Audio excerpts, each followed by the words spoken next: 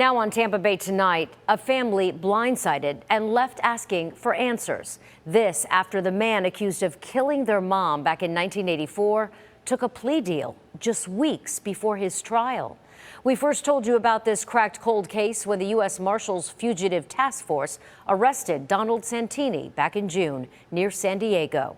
Santini was wanted for the 1984 murder of Cynthia Ruth Wood. Today, the 65-year-old suspect accepted responsibility for the crime.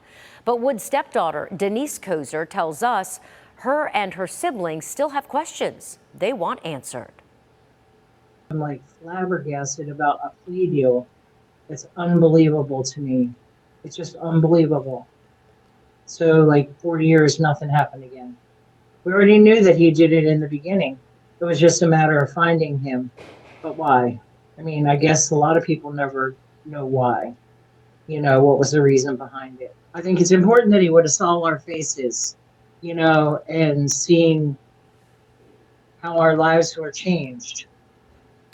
Kozer hopes someone from the state attorney's office will answer her questions. Meanwhile, Donald Santini will spend 50 years in a Florida state prison, followed by 15 years of probation.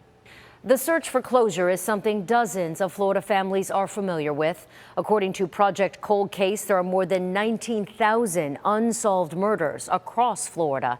And detectives say cracking these cases often comes down to tips. We spoke to a professor from the University of California, Irvine, who has been studying memory and consulting on criminal cases about how the passage of time can really affect people. In general, the passage of time is not good for memory.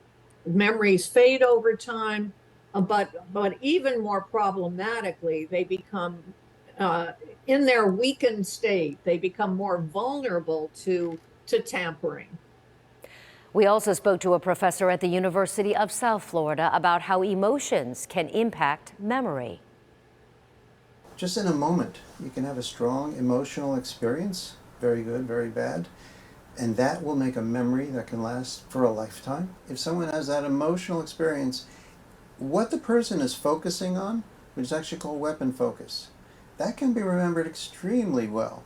It's called weapon focus because if I point a gun at you, you'll remember that moment for the rest of your life. You'll remember seeing the gun. But other things going on that day, even at that moment, might not be remembered very well at all. But he adds even strong emotional memories can be impacted by the passing of time. That means additional evidence is key in cold cases to support anything that's shared.